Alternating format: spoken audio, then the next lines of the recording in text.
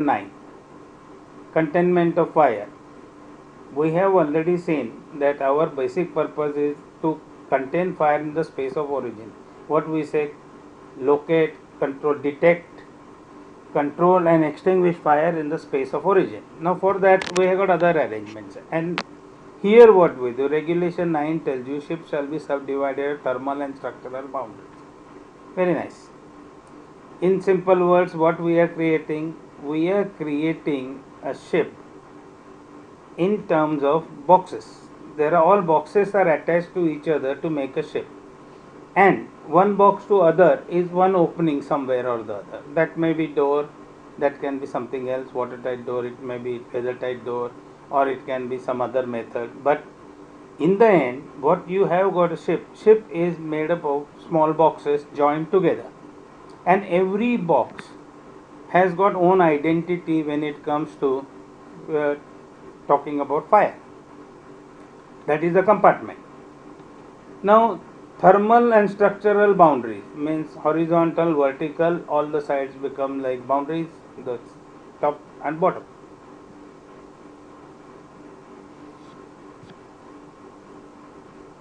Now, when you say thermal boundaries, how much should be the level of that thermal capacity?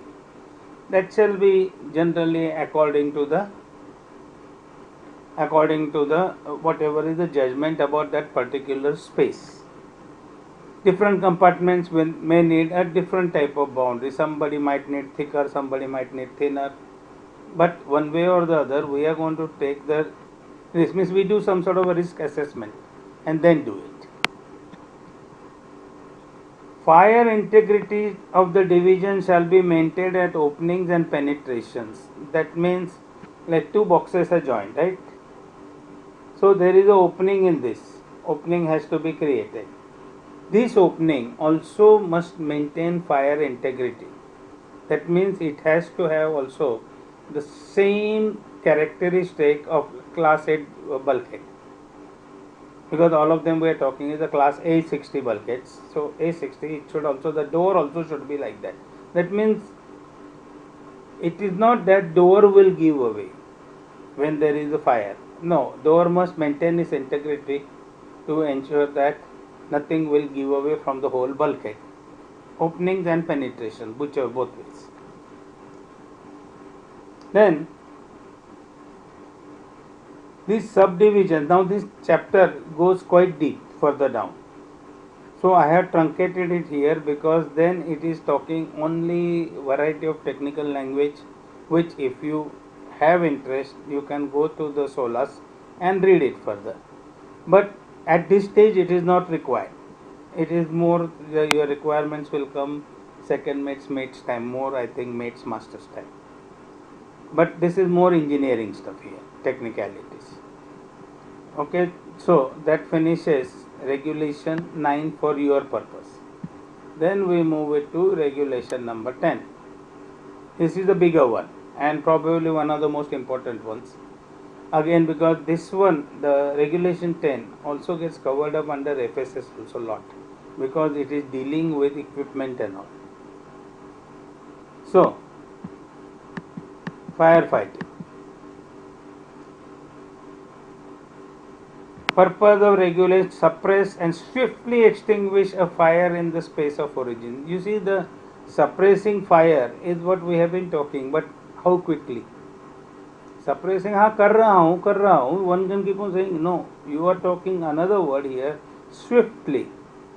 Means quickly you want to extinguish the fire in the space of origin, because the longer time you allow, fire is likely to go out of control, because you can't be just controlling and saying that मैं खेल रहा था. You can't. So it has to be swift.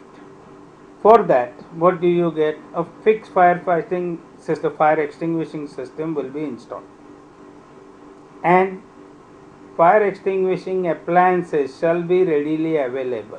Now this is talking about fixed fire extinguishing system, and this talks about everything that includes this. That includes fixed fire extinguishing system, but all other things like let's say your fire extinguishers, छोटे portable ones. They all should be readily available. Fire blankets, etc., etc. All the chota cheese, mobile stuff.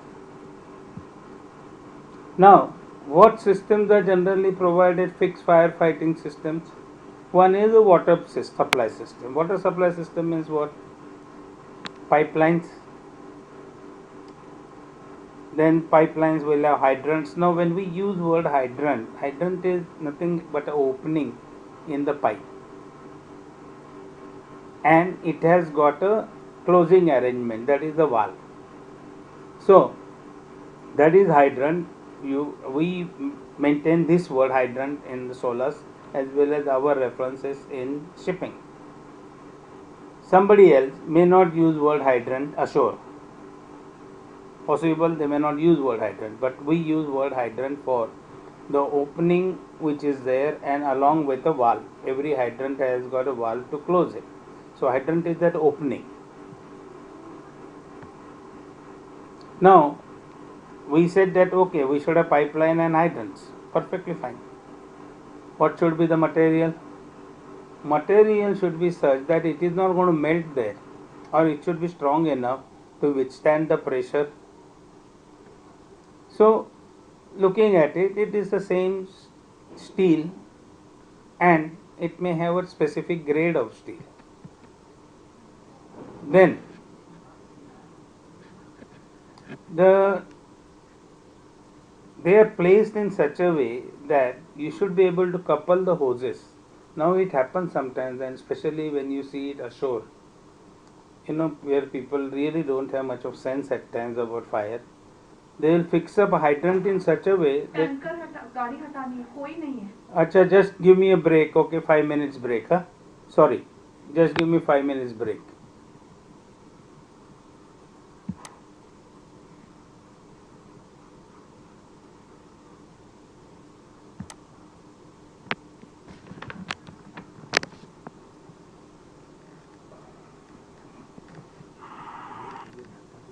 उसको नहीं जमता वो बूढ़े को, उसको कहता मेरे से नहीं हो रहा.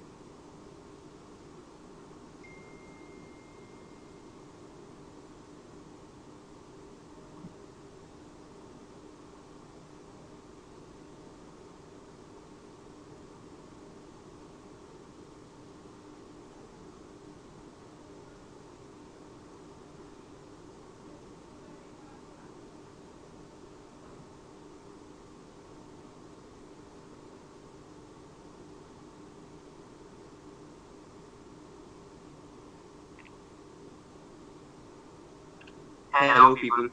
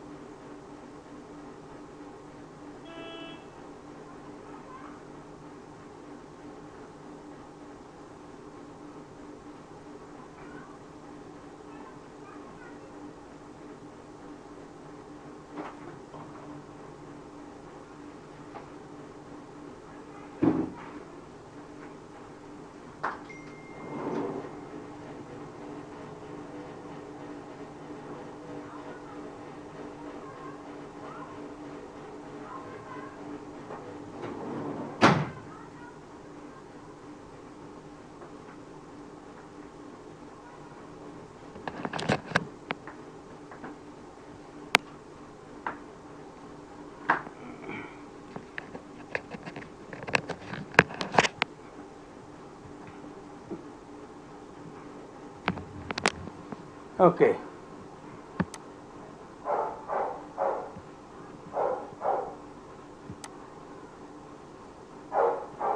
Can you see me? Somebody say yes.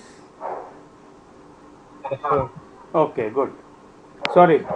What happened is some water tanker has come and one of the tempo was there, so I had to move it. Otherwise, water tanker couldn't go. And everybody has got driving license, but unfortunately, I'm the only one who can drive. Okay. Now, getting back to this, the pipelines, hydrants will be there, made out of metal, strong, which can withstand the temperatures when there is fire. And then hydrants are placed in such a way that you can connect it. Now, this problem I have seen ashore. Hydrants are placed in such a way that you cannot connect the fire hose. This is not abnormal ashore, but on ships we are very particular on every small point. Then there is also a drainage arrangement provided on the pipelines to drain out water when the temperatures fall below freezing points. That is for that abnormal expansion of water below 4 degrees. So we consider freezing also. Then there will be isolation valves on pipeline to separate the damaged part of the pipeline. Now pipeline may be damaged with structural damage. It happens. There is a collision and fire. In collision, certain pipelines got damaged. So what you will say, now fire, how do we fight? Because you will not have water. So there are isolation valves are provided to isolate that section of pipeline which has got damage, and rest of the pipeline you will get the water to fight fire. Similarly, remember always one thing, the isolation valves are always on deck. You can even isolate machinery space. You can isolate machinery space by closing valves, because sometimes it happens there is a bad damage, you need water in engine room and they can't start pump because outside it is leaking, there is a bad damage. So this way isolation valves give you that freedom of isolating damaged areas. The hydrants are provided at right locations, but there are some more things where they are provided, that we will come down and we will see it.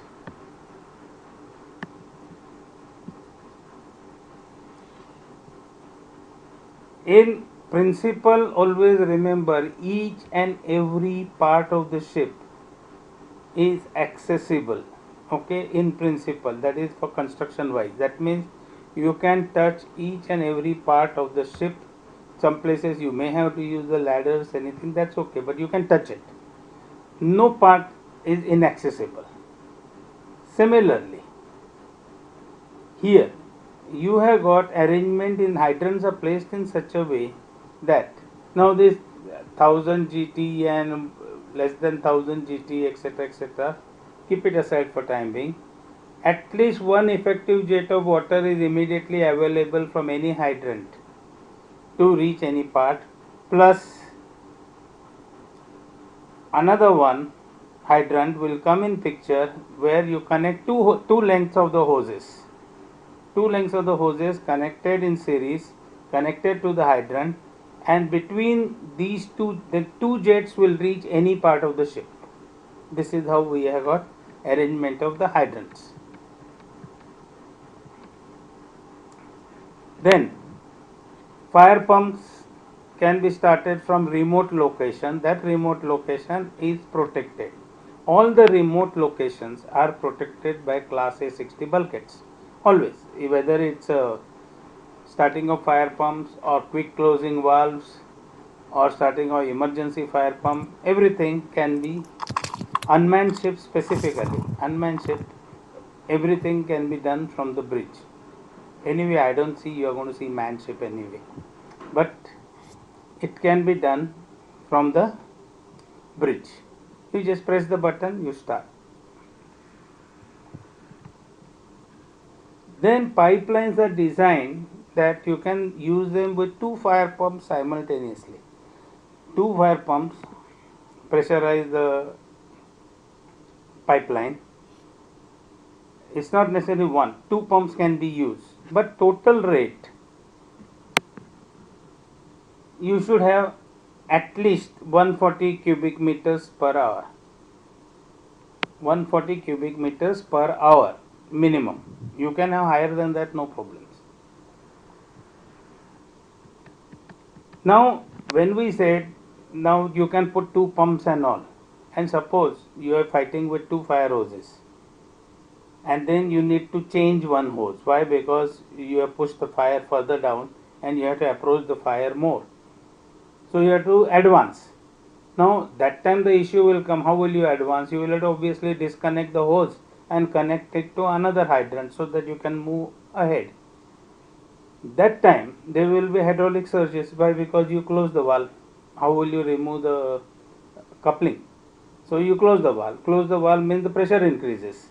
It can give the jerk. Now what happens? You don't want pressure to increase beyond tolerance level of the pipeline. So you have got something called relief valve, pressure release valves. Now these pressure release valves are always on deck. Okay, always on deck.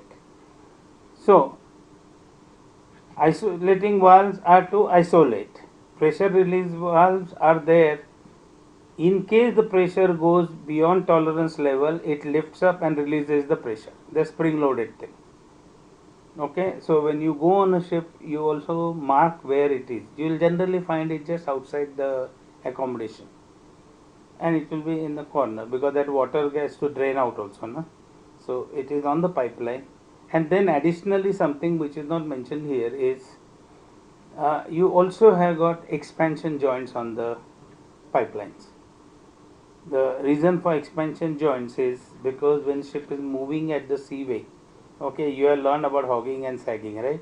So ship does like this sort of thing. Now it is not going to be like this hand, like my hand is showing the wavy movement, but ship will have it. Maybe mild one, but it will have it. Now that time the pipelines which are technically on extreme ends, no? Either bottom of the ship or on top. So they are extreme ends of the what you say channel, or what is the other word? Sorry, it what we say is a cross section of a tubing, like rectangular tubing, and that is the ship. So this on extreme ends, so the it is more noticeable on extreme ends. So that is why you also have expansion joints. So this one coming down again to this, the relief valves, isolating valves, all are on deck, outside machinery space. Okay, this is important, outside machinery space. Then, like I told you, the hydrant, there is a valve fitted, otherwise how will you close the hydrants? Now on ships, each and every hydrant will have valve. And when you say take pipelines and all, the many pipelines which are used ashore, they have opening but they don't have valves. Why? Because it is expected you start the pump and it has to be open. So they don't fix the valve, they save the money. On ships, every hydrant will have a valve and a coupling. Relief valve we have seen, and isolation valves on tankers will be placed not more than 40 meters from each other. So every 40 meters you will have isolation valves, and they have got a ring type of system. That means if one is coming here and one is the other end of the ship, this side is damaged, these two valves are closed, the other side water is coming, so it will return back and come to this side. Now positioning, that I told you earlier, that two jets of water not emanating from same hydrant, one from single length of hose, other one two lengths of the hose, shall reach any part of the ship normally accessible to passengers or crew, and for crew each and every part is accessible. Okay.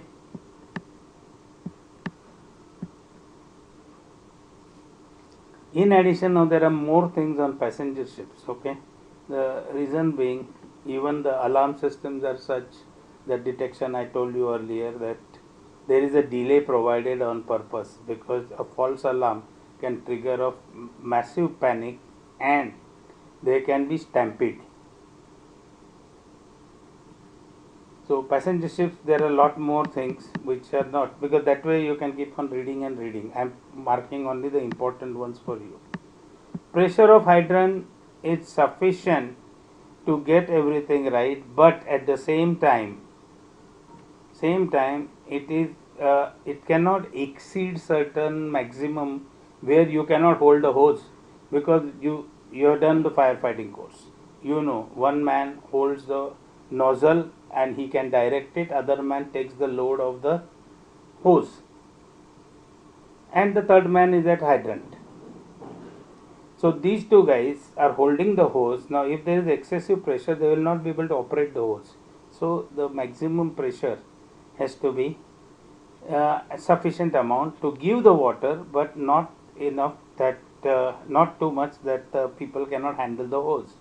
Also another thing which we will come down, pressure at the hydrants will come down, is the pipeline which is made out of steel can withstand the pressure, but similarly fire hose also must withstand the same pressure. It should not burst because I close the valve at the nozzle end, so it should not burst. That is the whole thing. So you see every small point is covered up, so nothing should go wrong. Okay, this maximum pressure at any hydrant shall not exceed at which the effective control of fire hose can be demonstrated. That is what I said earlier. Now we come to international shore connection. Minimum one, generally you will find at least two. Then fire pumps. Any pump can be accepted as fire pump provided it can provide the water all over the ship through the pipeline and maintain minimum pressure, what is required. Now pressure will be defined according to ship, gets too technical. So sufficient pressure where the two hoses can reach any point, two jets of the hoses can reach any point. So that sort of pressure it should produce. Now most of the pumps on ships can be used for firefighting. Most of the pumps. There is no issue about which pump. Most of the pumps, and same pump can also be used as bilge pumps. Means there are very few pumps which cannot be used. Majority of pumps can do the dual job, and the reason has been like you don't want ship to sink. At the same time, you don't want ship to burn either. So whatever is there is just question of pipelines, no? So that is why the marine engineers need to know pipelines very well in engine room, because the connectivity is provided to a circuit of pipelines from pump. So you have to know which valve should be closed, which should be open, so water goes here, not there. Now another one is important part. Always remember that the number of fire pumps, minimum number, is defined according to ship size. But more than 4000 GT on a passenger ship, you must have at least 3. Even though most of the pumps can be certified that they can supply the water. Cargo ships at least 2. You always have more than that. Then controls, especially on the ships where once upon a time, sometimes you will get this confusing thing from elderly seafarer, that they actually think that you have to go and open the valves and start the pump. No, that was over long ago, because your time is extremely critical when there is fire. You cannot have, because generally you will know almost 10 minutes after the fire has started you are in action.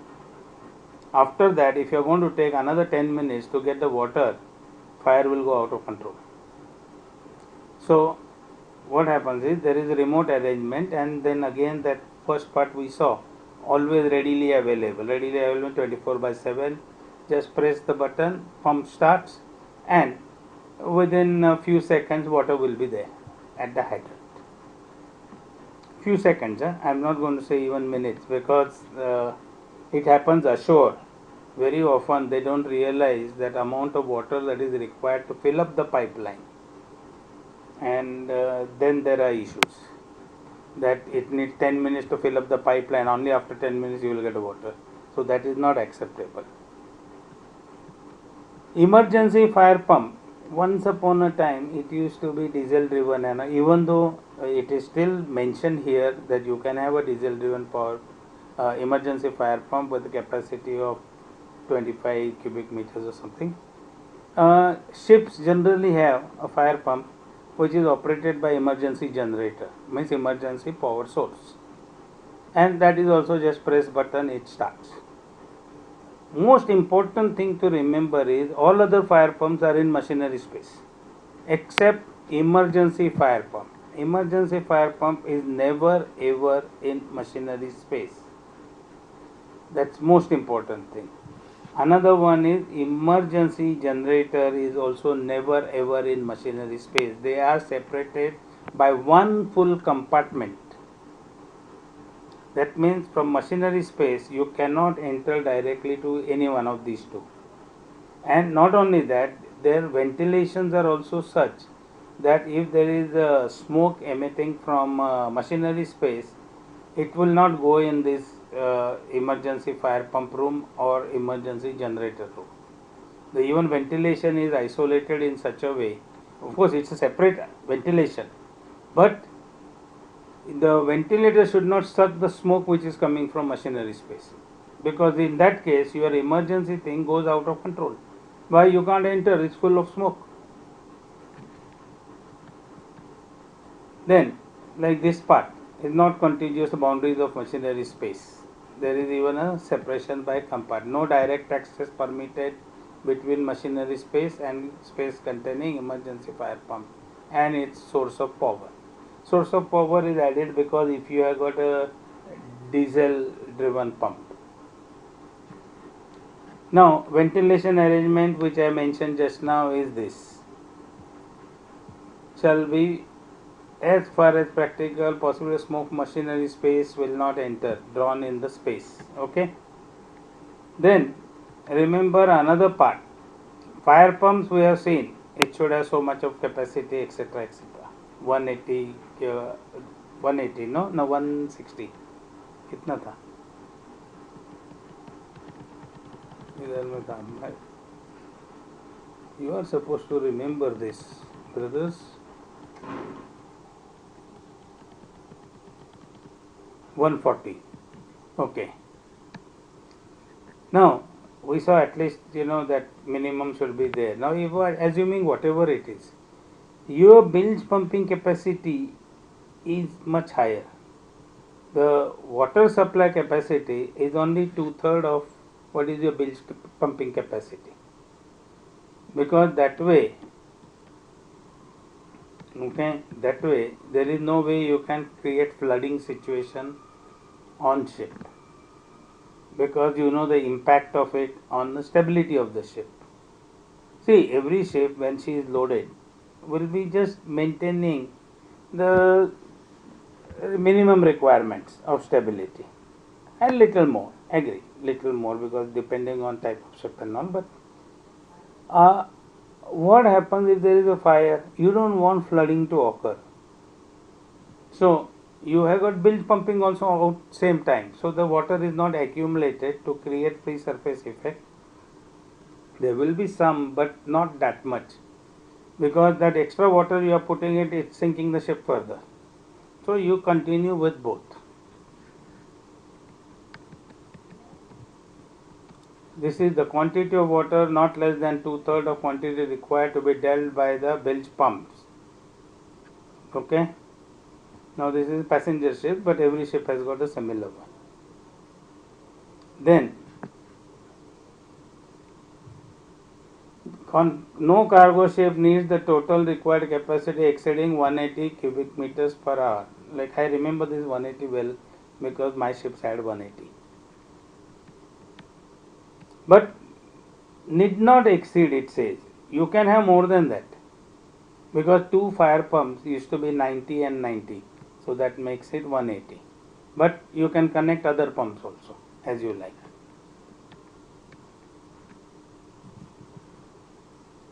Then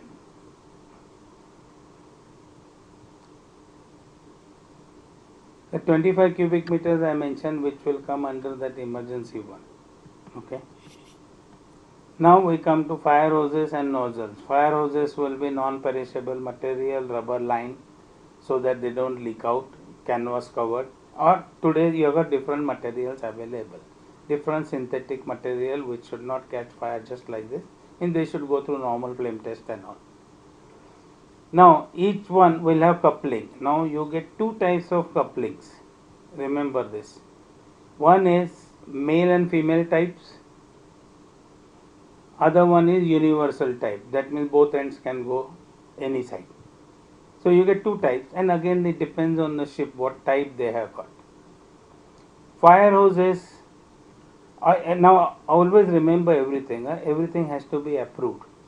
You cannot just bring up one and say that ye theek hai, nahi. Everything will be approved. The length of fire hoses, machinery space 15 meters. The reason is there can be too many kinks because obstructions are there. Machinery space is not open space like deck or something. 20 meters in open spaces, open decks, fine, and 25 meters on ships with a maximum breadth exceeding 30 meters. Otherwise, it would have been 20 meters. If your ship is less than 30 meters, you can have 20 meters on deck and 15 meters in machinery space. Now, this is the maximum, but least is 10 meters. Minimum is 10 meters and maximum is 15, 20, 25. This means your fire hoses on ship should have some sort of a coding. So after the fire drill or something, you don't mix them up. That is why normally around the couplings we use color codes. If it is cream color, that means yes, it is from engine room. It's blue means it is from accommodation, and some other color says that okay, it is from here. Normally accommodation fire hoses which are inside the accommodation are thinner ones, 40 millimeter size. Otherwise they are 65 millimeters. Now, if you are providing one hose, one nozzle for each hydrant, if you are providing that, then the restrictions on couplings and all changes. But otherwise, complete interchangeability of hose couplings and nozzles is required, and all the ships have it, because obviously you have got too many fire hydrants, so you can't provide one hose and a nozzle for each and every one. So you always have, means on the ship, unless you are talking of two different sizes, 40 millimeters, 65 millimeters, you should be able to connect any hose anywhere. Number is decided by the classification society, how many, but they will be calculating and putting it. Now, here cargo ships, every 30 meters of length you have a hose and one spare, but again these numbers will be actually controlled by the your certificate. Certificate tells you how many hoses are required. So according to length, you say my ship is 300 meters long, so that means how many? 10 hoses.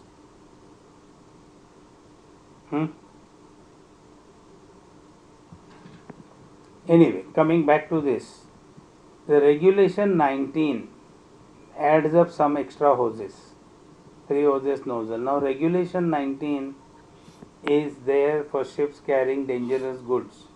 Ships are certified under regulation 19 that they are permitted to carry hazardous goods. So that is a separate certificate which you will go through when you study the hazardous code in cargo work. So that time you will see that this certificate is required. This is one of the questions. You will get it in some sort of interview. You know, hazardous goods and all. If you mention regulation 19 of SOLAS and all says this, that certification will be done and all. Very good. It's smart answer then. That yes, guy knows regulation 19 applies to dangerous goods. And there is a list given. Hazardous goods are also defined. There is a list with UN number. They call it UN number. Every hazardous stuff is identified with that number, and this UN number you will even notice on these road tankers and all. You will find one UN number is there. Of course, the road tankers put a lot of bullshits around, but it is there. Nozzle sizes 12 millimeters, 16 millimeters, and 19 millimeters, plus minus little bit here and there. Accommodation, you need not use more than 12 millimeters, because what happens, generally use the smaller hoses also.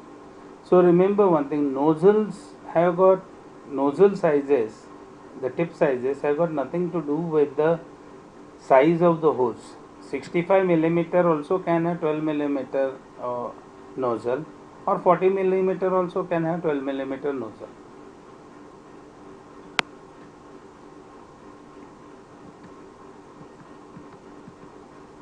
Machinery space, nozzles to maximum discharge possible from 2 jets mentioned up.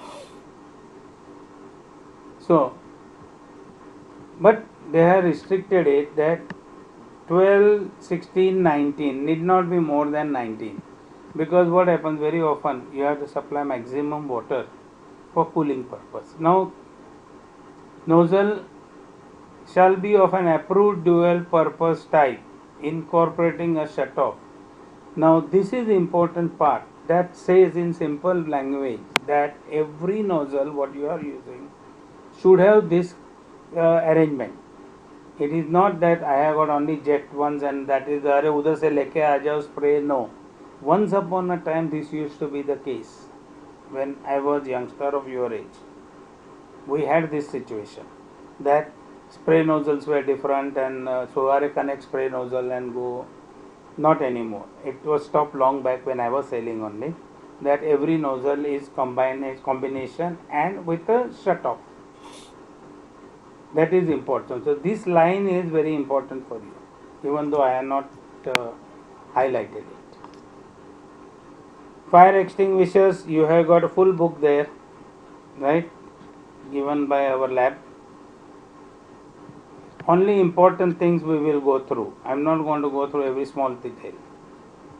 One portable fire extinguisher shall be placed near the entrance of that space. Now it may be inside or outside, because again you remember the extinguishers are never put in open space like exposed to the weather. So it will be generally accommodation ones will be just at the entrance from outside doors, from outside the accommodation when you enter from decks. So it will be just within a meter, it will be there. So you open the door, you will have. Then carbon dioxide extinguishers are not placed in accommodation spaces because of toxicity, except in galley. Galley has got arrangement where we use this. Another important part, spare charges must be approved type. Then for first 100% for first 10 extinguishers, 50 for remaining. Now this condition, spare charges must be there at the time of departure from any port. Not that every 3 months and 6 months, no, from any port. Now what happens is you have a different type of extinguishers, so it will depend on how much your ship is required to carry. But if you use up some, you have to ensure you procure them in the next port. All these conditions are true when you are departing from the port. Once you go to sea, you don't have a control over it, because you have to use. Instructions for recharging are carried on board. Then otherwise how will you recharge? Instructions are always given to you. You don't have to worry that remembering everything. And the ones which you cannot recharge on the ship, generally those ones are dry powder and CO2. In that case, one spare one should be in the store. Now I had this surprise once with a third mate. One new third mate joined and he told me, "Sir, we have got more fire extinguishers lying in the store." Means he was trying to impress that he is smarter than the previous guy, without realizing that you have to have CO2 extinguishers there. Why? Because we had CO2 extinguishers. So the spare is the another extinguisher. And dry powder, some types of dry powders you can refill on board, some types you cannot. So based on that, whatever you can refill on board, you have got spare charges. What you cannot refill on board, you have got extra extinguisher. Now we have come to fixed firefighting as well as we have come to 5 o'clock. So we stop here. And one important thing is, please don't believe in any rumors.